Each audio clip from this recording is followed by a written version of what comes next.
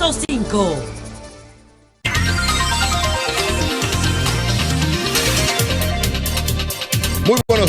Muy buenos días. 6:59 minutos en el sol de la mañana.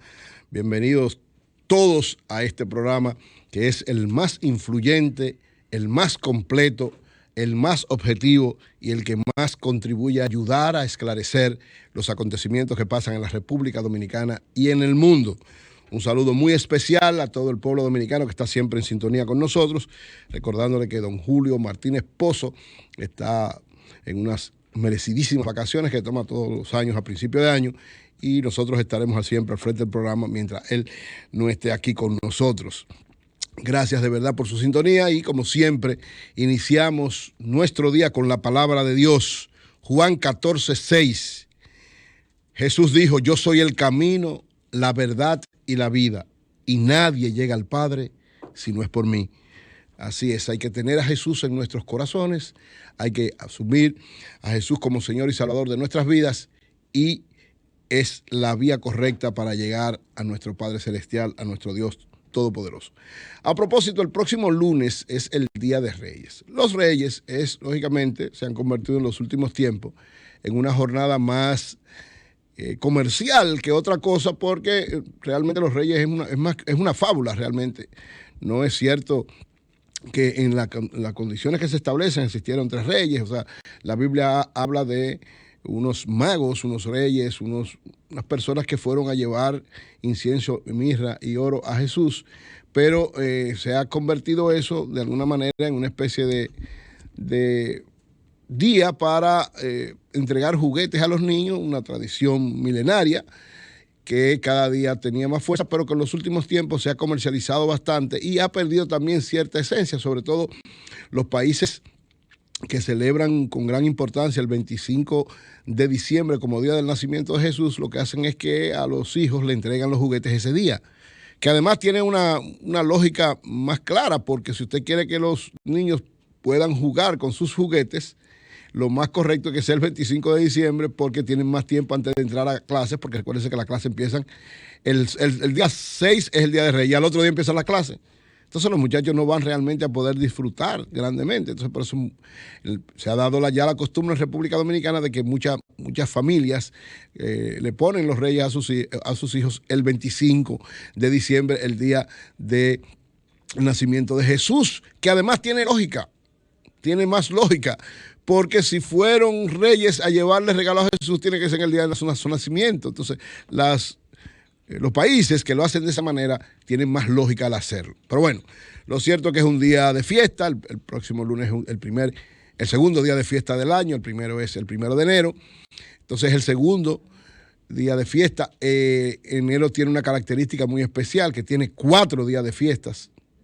1, 6, 21, que es el día de la Alta Gracia, y el 26, que es el día del nacimiento de Juan Pablo Duarte, nuestro padre de la patria.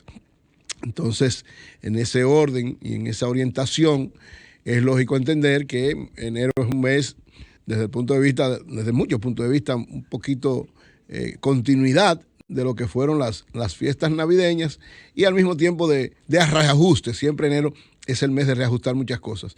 Y como el lunes es, digamos, ya el final de las festividades navideñas, porque con el Día de Reyes la Navidad termina el próximo lunes. Es decir, ya el martes empiezan las clases, ya la cotidianidad del trabajo, de los compromisos, empiezan a partir del próximo martes 7.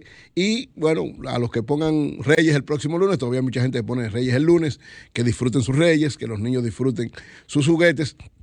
Lógicamente, para nosotros, para la generación mía, los Reyes eran algo realmente especial.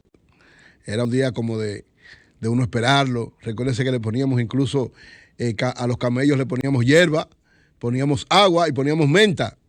Yo no sé si... Y a veces le poníamos cigarrillo, exacto, me dice Amaury.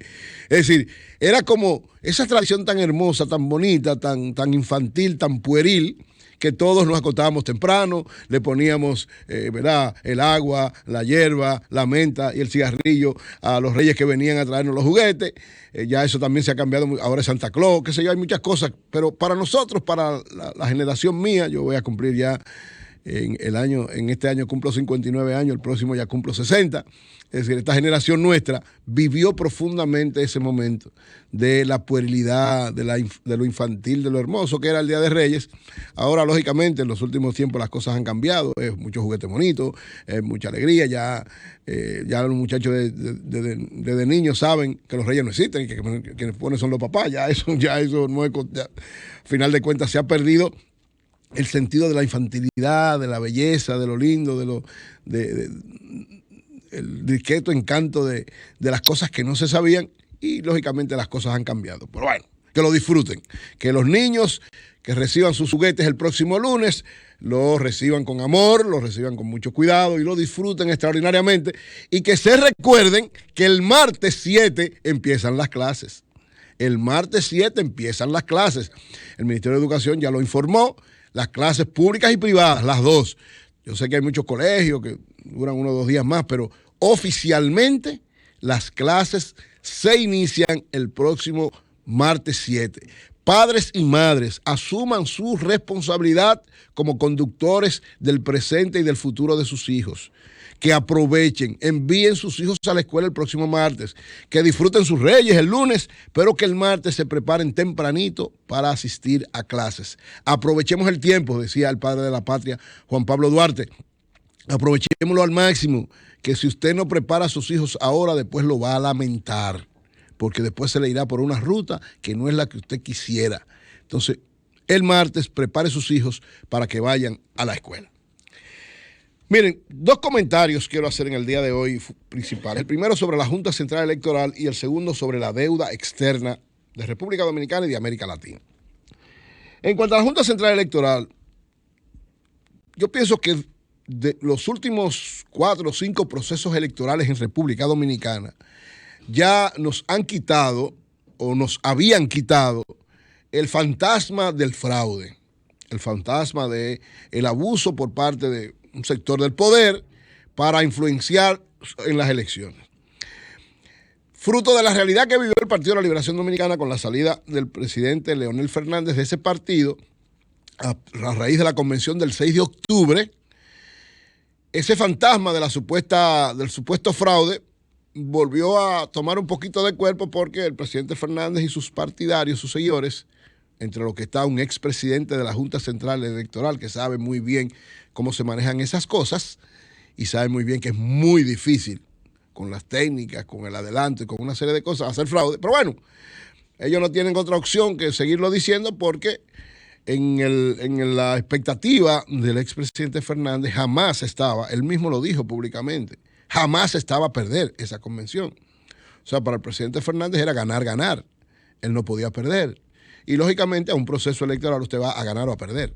Y yo siempre he dicho, para usted ser un buen ganador tiene que también ser un buen perdedor.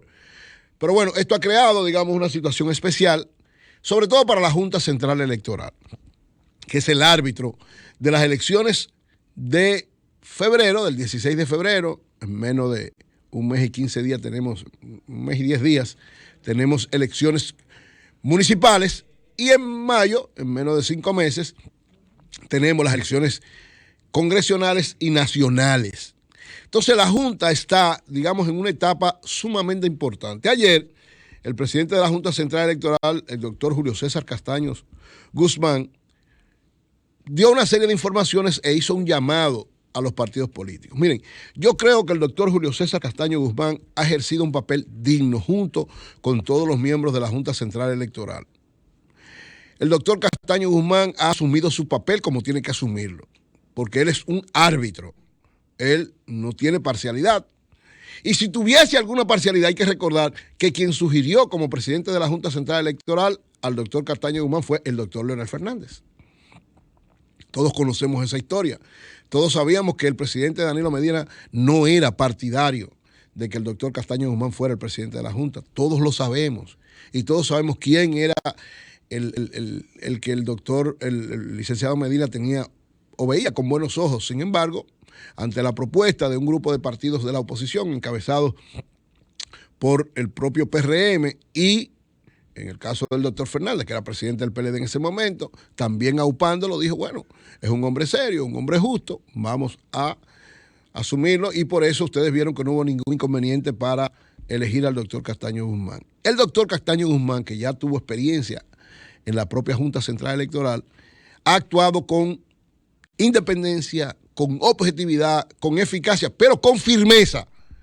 Porque si no tiene firmeza, entonces, al final de cuentas, uno de los actores políticos hace lo que le da la gana y lo desprestigia y lo manipula. Sectores han intentado eso, pero el doctor Castaño Guzmán, junto con el Pleno de la Junta Central Electoral, ha seguido la ruta clara. ¿Qué es lo que tiene que hacer? Seguir desarrollando. O sea, nadie es responsable de... O sea, un árbitro no es responsable de que usted pierda las elecciones. El que pierde las elecciones es usted. Ah, bueno, fraude. Bueno, si usted no lo puede demostrar, pues no lo han podido demostrar. Y a pesar de eso, a pesar de que no lo han podido demostrar y que han planteado una serie de elementos, el Pleno de la Junta, encabezado por el doctor Castaño Guzmán, también ha sido sumamente complaciente. Yo digo que se ha pasado de complaciente, pero eso no es malo. Ser complaciente no es malo. Lo malo es ser obtuso, ser irracional y no tener oídos receptivos a situaciones que puedan ser tratadas. Yo creo que ha sido demasiado receptivo. Va a ser, hoy empieza, lo anunció en el día de ayer, la auditoría para los aparatos que se hicieron, que se usaron el 6 de octubre, y él decía, no es para justificar nada, es para buscar la verdad. Y ahí decía el versículo bíblico de conoceréis la verdad y la verdad os hará libre, de Juan 8:32. ¿Por qué? Porque el doctor Castaño Guzmán es un hombre apegado a la verdad, apegado a la objetividad. Si usted insiste en que hay que hacer una auditoría, le he puesto 2 empresas, y a las 2 han dicho que no. 2 empresas con prestigio internacional, con profesionalidad, que han hecho muchísimas cosas. Ah, no, porque el problema en el fondo es que no se haga. No es quien la haga, no, es que no se haga. Porque, ¿qué va a decir esa auditoría? Lo que dijeron los resultados, hermano. Lo que todo el mundo sabía que iba a pasar. Pero, evidentemente, como no fue lo que deseaba un sector político, ese sector político siempre se va a oponer a todo lo que diga la Junta, como ustedes lo han visto. La Junta, es más, la Junta, de la única manera que ellos no se oponen es si lo declara ganador a ese sector. Y lógicamente la Junta no puede hacer eso. La Junta tiene que administrar un proceso y decidir en función de los resultados de ese proceso. O sea, la Junta tiene que proclamar al que ese proceso diga que es el ganador, como lo hizo en la convención del 6 de octubre. Pero el doctor Castaño Guzmán dijo algo muy importante. Dijo, los partidos deben cumplir con sus responsabilidades como la Junta está cumpliendo con la suya. Y la Junta está cumpliendo con su responsabilidad. La Junta ha hecho todo lo que le han dicho los partidos. Es más, la Junta, por ser tan complaciente, que yo reitero, no es malo, porque ser complaciente no es malo, pero por ser tan complaciente ha cometido un error que para mí es uno de los absurdos más grandes que puede haber en este tiempo, lo de la tinta indeleble. Señores, hace como 10 procesos que no usamos tinta. De que Balaguer, porque Balaguer hizo fraude en todas las elecciones. Balaguer nunca ganó unas elecciones. El doctor Balaguer nunca ganó unas elecciones. En el 66 ganó porque era el candidato de las fuerzas de intervención.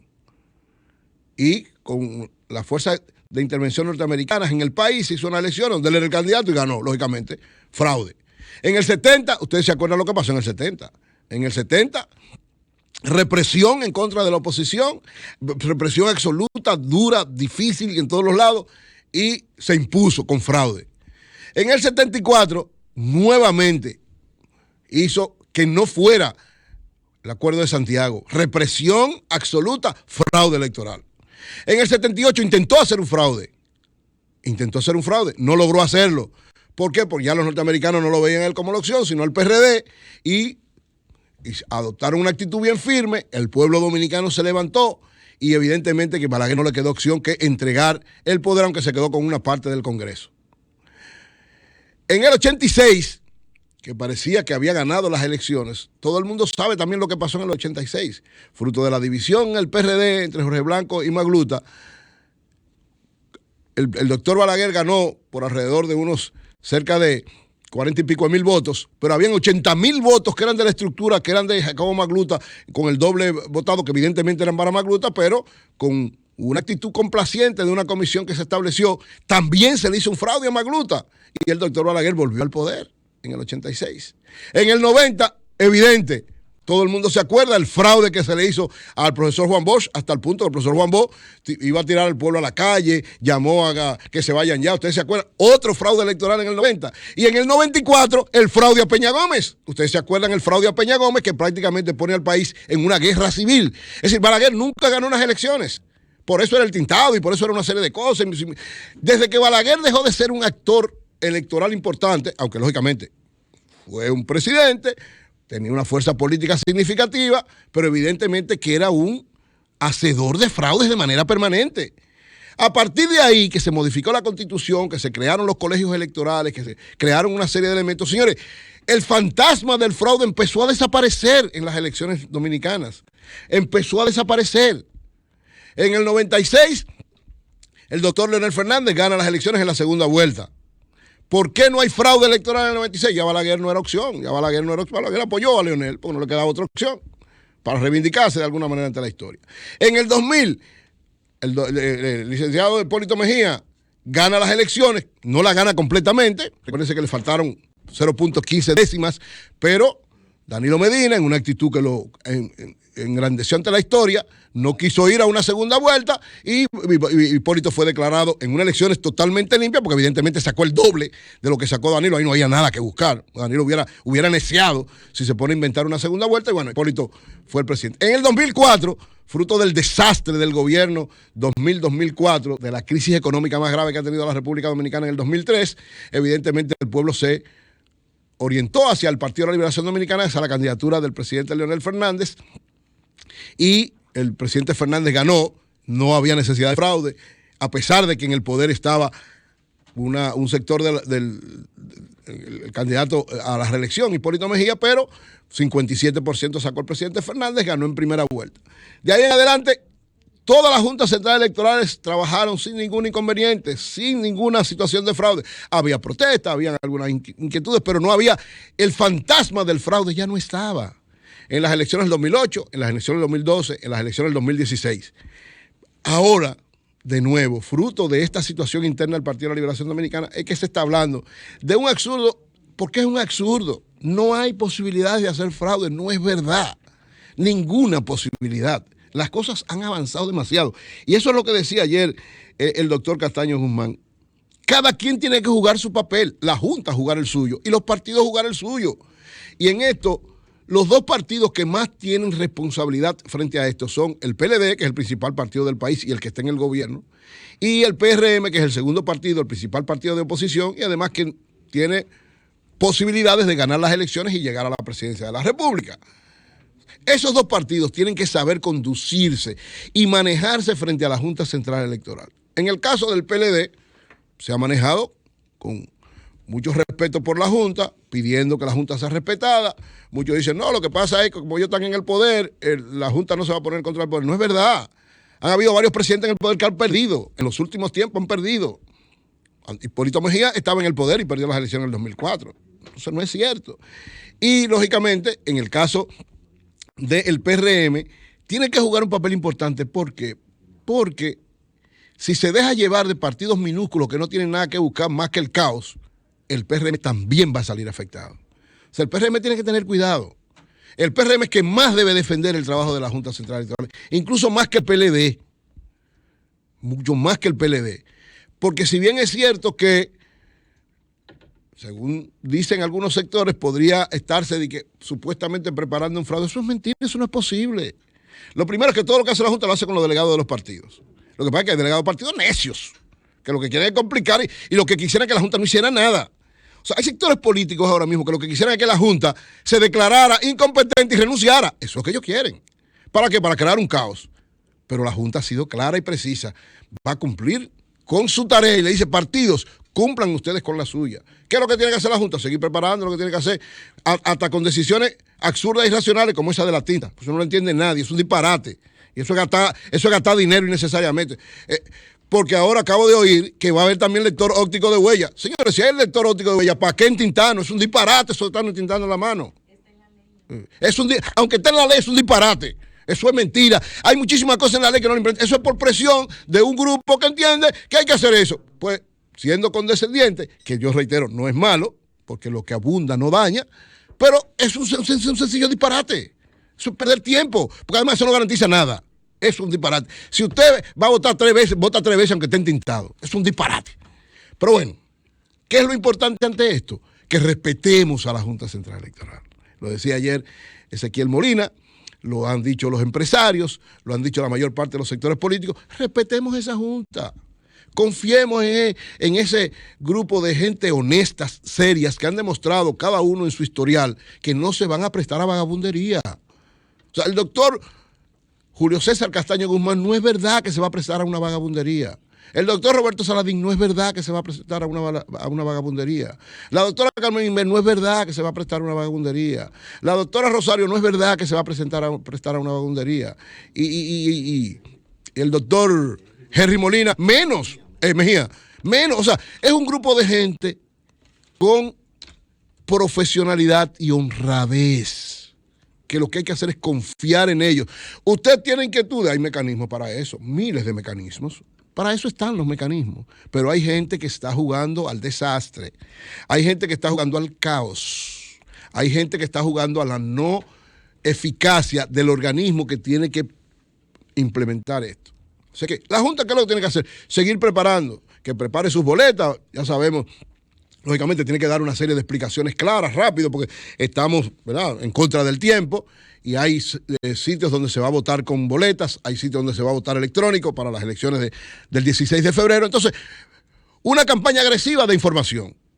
Ha sido clara la Junta informando. O sea, ustedes han visto, el doctor Castaño Guzmán da la cara, no se esconde, él da la cara. Él, cada vez que tiene que decir algo, convoca a todo el mundo y da la cara. Y responde a todo el mundo. Y dice todo lo que hay que decir. Y no se calla hasta que termina de decir todas las cosas que tiene que decir. Eso es responsabilidad. Eso es dar la cara. Eso es asumir su papel. Entonces, partidos asuman su papel. Y ojalá que el PRM no se deje llevar a aventuras. Porque hay gente que quiere llevar al PRM a aventuras.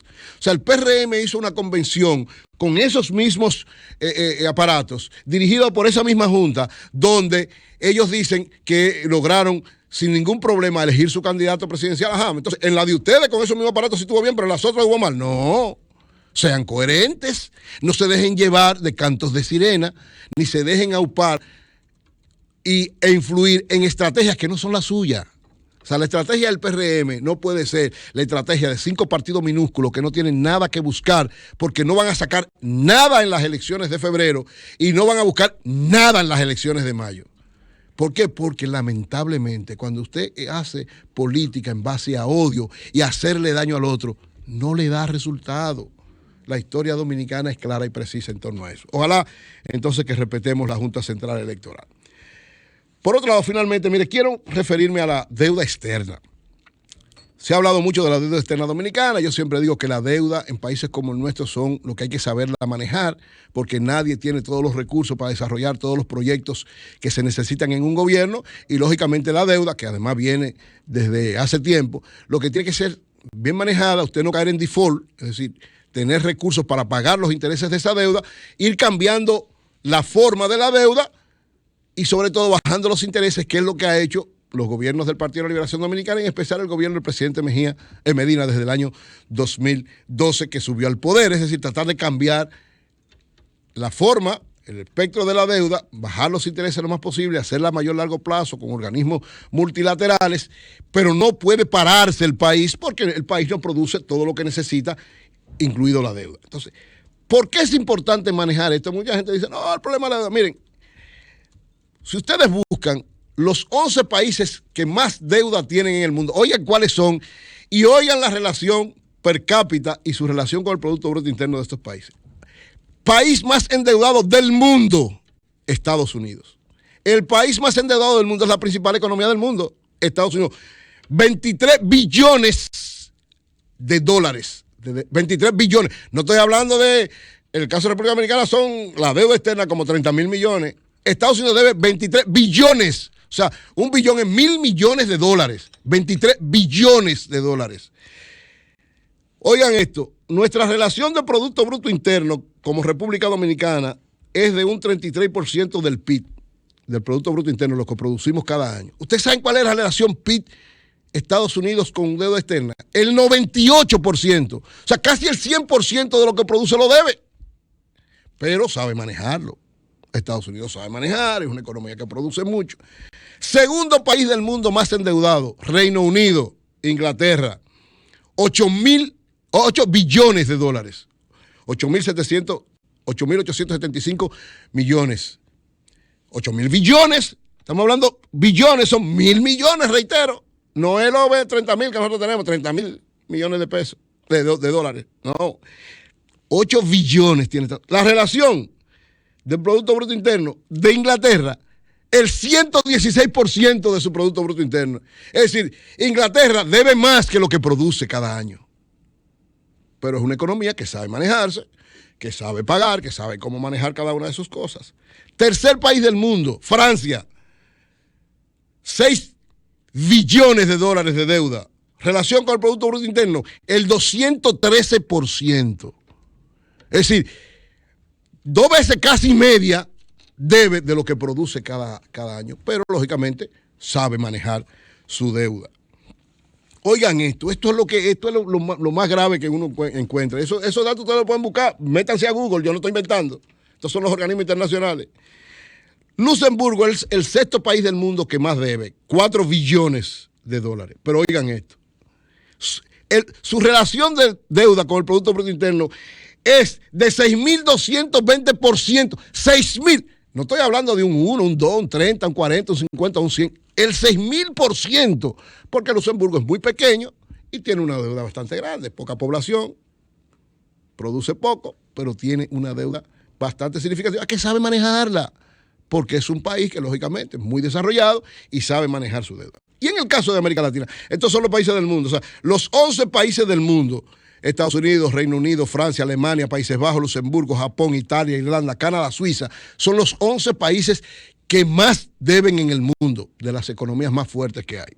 En el caso de América Latina, ¿cuáles son las economías más endeudadas? Las dos más fuertes de América Latina son las dos más endeudadas, Brasil y México. Brasil debe $1.375.000. $1 billón debe México, Brasil. 30% de su Producto Bruto Interno. México debe $431.000 millones, 38% de su Producto Bruto Interno. Tercer país de América Latina más endeudado, Argentina, $332.000 millones, el 86.2% de su Producto Bruto Interno. Chile, $170.000 millones, el 66% de su Producto Bruto Interno. Puerto Rico, $167.400 millones, el 164% de su Producto Bruto Interno. Señores, República Dominicana está en el número 12 de los países más endeudados. En deuda externa estoy hablando de América Latina. ¿Ustedes saben quién debe más que República Dominicana? Cuba. Cuba debe 26.230 millones, el 34% de su Producto Bruto Interno, en relación de su población. República Dominicana es el número 12, está en la categoría número 12. ¿Significa esto que no es una preocupación? La deuda externa para todo el mundo es una preocupación, porque es recursos que usted puede destinar a otro aspecto que tiene que destinarlo a ese aspecto. Pero ha demostrado los gobiernos del Partido de la Liberación Dominicana y especialmente el presidente Danilo Medina que saben manejar, usar la deuda como un arma importante para consolidar el desarrollo. ¿Qué es lo importante de esto? Reitero, lo importante al usted endeudarse, y piénselo por usted mismo. ¿Cuál es la clave? No hay un solo dominicano, aunque tenga todo el dinero del mundo, que no esté de alguna manera endeudado. ¿Endeudado con qué? Con visión. Porque si usted lo hace, si usted coge cuarto para botarlo y para hacerse el loco, ahí usted se embromó. Ahora, si usted sabe manejarse, si usted sabe usar su tarjeta de crédito, si usted con su tarjeta de crédito paga todos los servicios y el día 30 cuando usted cobra, usted paga inmediatamente la tarjeta, no va a pagar intereses o va a pagar muy pocos intereses. Porque recuérdese que el interés es de lo que usted debe. Entonces, si usted sabe manejarse, usted puede endeudarse. Ahora, lo que no puede, el que dice que no se endeuda, generalmente, en sociedades capitalistas estoy hablando, el que no se endeuda no llega a ningún lado.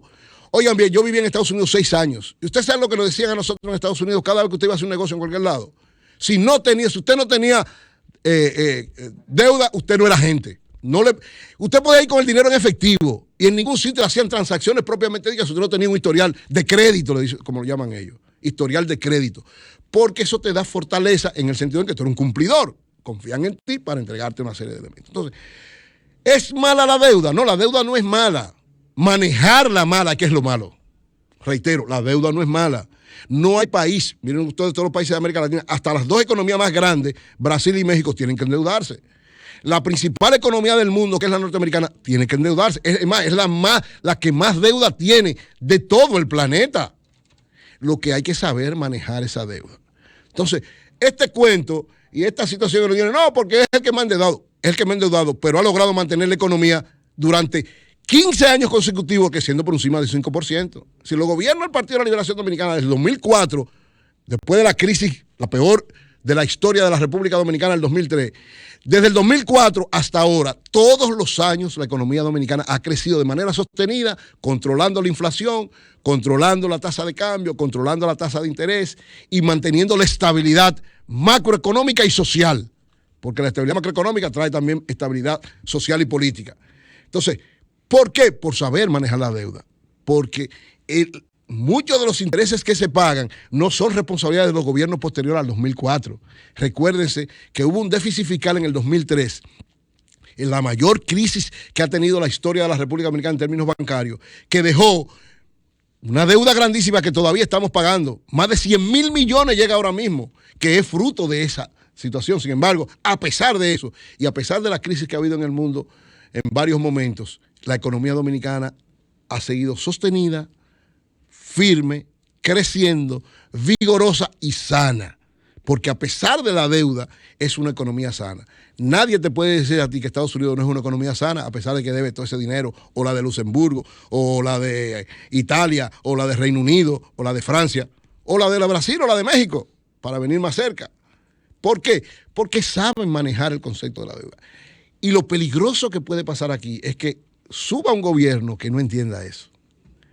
Suba un gobierno que no sepa manejar esa situación y que nos pase como en el periodo 2000-2004, que muchos se burlaban en un momento, no, yo no como con la estabilidad, yo no como con la estabilidad macroeconómica, y cuando vieron el desastre de tener que ir a los supermercados a llamarlo la tienda del terror y a llorar cada vez que iban a comprar, entonces se dieron cuenta de lo importante de la estabilidad macroeconómica. Entonces, esa estabilidad macroeconómica, social y política debe ser mantenida en la República Dominicana. Cambio y fuera, Mauri.